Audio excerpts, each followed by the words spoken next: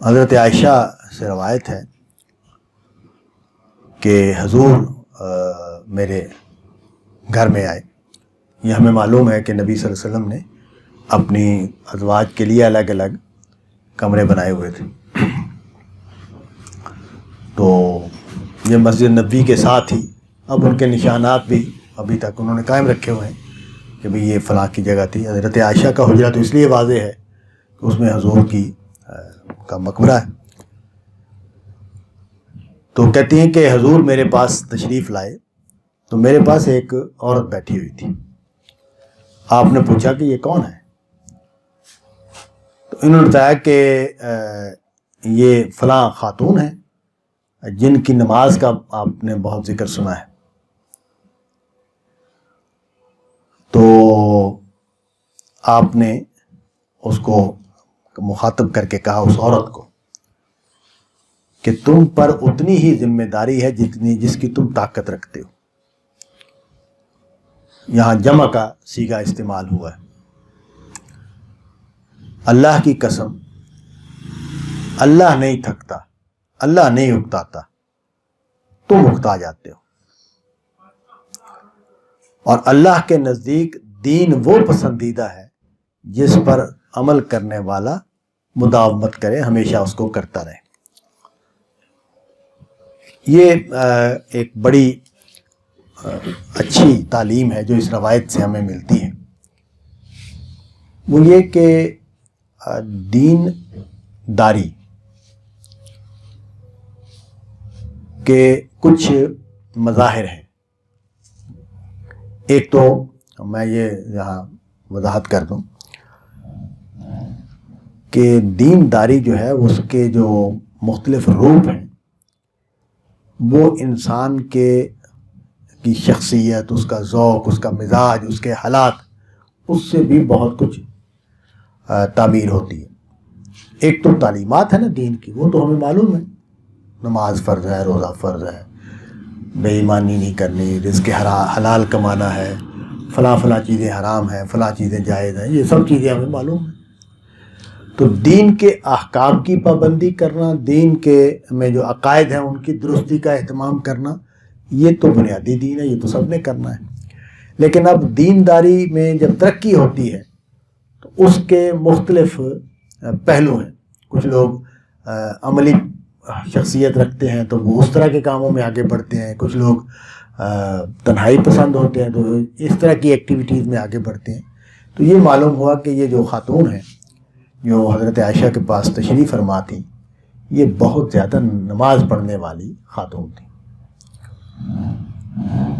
تو اب یہ دیکھیں نماز پڑھنا، اس کی زیادہ نماز پڑھنا وہ اپنی جگہ پر ایک مطلوب چیز ہے. حضور کے ایک خادم تھے تو وہ خدمت کرتے تھے نبی صلی اللہ علیہ وسلم کے آزاد کردہ غلام.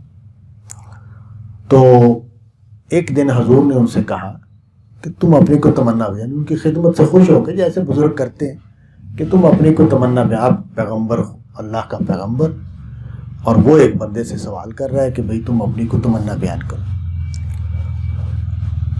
تو انہوں نے کہا کہ اب ظاہر ہے اگر اللہ کا پیغمبر یہ کہہ رہا ہے تو اس کا مطلب یہ ہے کہ اللہ کے پیغمبر نے یہ اشارہ دیا کہ میں تمہارے لیے دعا کروں گا، اور ظاہر ہے میری اللہ دعا سنتے ہیں، تو جو مانگنا ہے مانگ لو.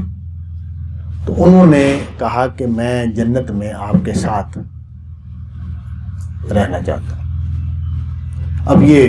اب اس سے دو چیزیں واضح ہوتی ہیں.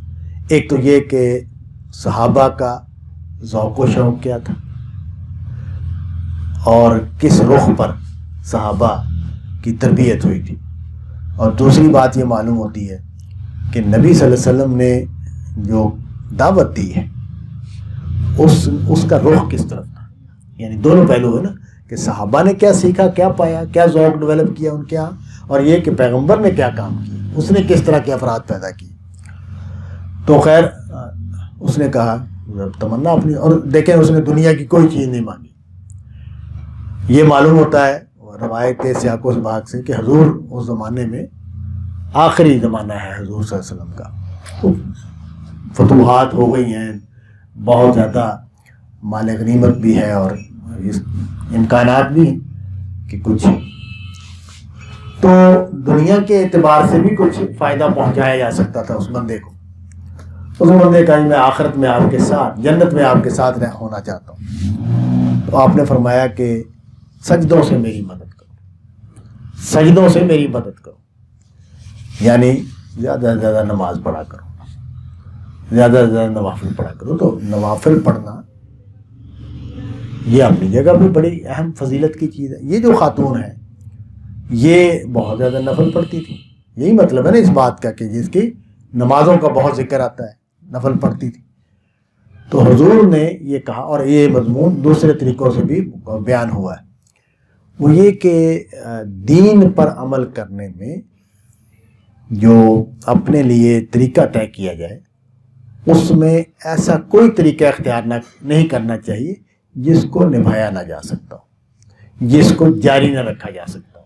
اس کو حضور نے واضح کیا. یعنی حضور کا ذوق یہ ہے یا حضور کی تعلیم یہ ہے کہ دینی اعمال، نیکی، نماز پڑھنا بہت بڑی چیز ہے، اور حقیقی نماز اگر کسی کو اللہ توفیق دے تو بہت ہی بڑا عمل ہے.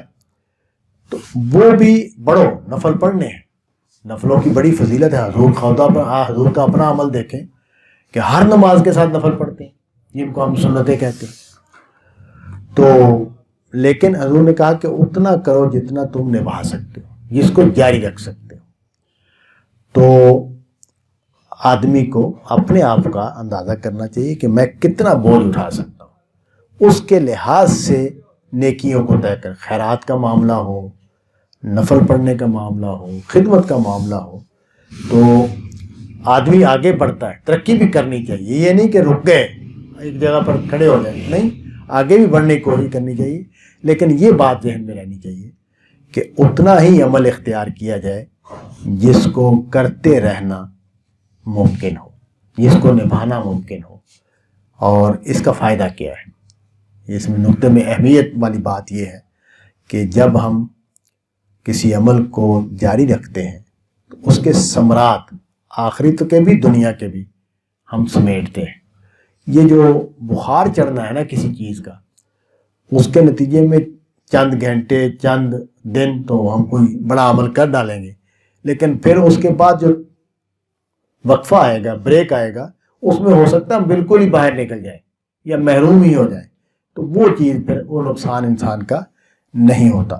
دوسری بات جو اس میں بیان ہوئی ہے وہ یہ کہ اللہ کی جو ذات ہے، اللہ کی جو ہستی ہے، وہ تو نیند، اونگ، تھکاوٹ اس سے بالا ہے. تو اللہ کے ساتھ مقابلہ نہیں ہو سکتا. یہ اسی لیے اللہ تعالیٰ نے جو دین ہمیں دیا ہے اس میں بار بار بات بیان کی ہے کہ لا یکلف اللہ نفسا الا وسعہا، کہ اللہ نے جو تمہیں دین دیا ہے تمہاری طاقت کے مطابق دیا ہے. اللہ نے جو احکام دیے ہیں وہ تمہاری طاقت کے مطابق دیے ہیں. تو ہمیں اپنی، اور حضور نے بھی جب بیعت بھی لی ہے اطاعت کی، تو مستطاعتم، جتنی میں طاقت رکھتا ہوں، جتنی تم طاقت رکھتے ہو. تو یہ بات جو ہے اس کو ذہن میں رکھنا چاہیے کہ عمل میں تسلسل، اس کی زیادہ اہمیت ہے، اور اس کو نبھانا بھی آسان ہوتا ہے بشرطے کہ ہم نے. لیکن یہ بات نہیں ہے، اس کا مطلب یہ ہے کہ ترقی نہیں کرنی چاہیے، آگے نہیں بڑھنا چاہیے، وہ اپنی جگہ پر ایک چیز ہے. اب نماز کا ٹائم ہو گیا ہے تو واپس آتے ہیں پھر سوالات کے لیے انشاءاللہ.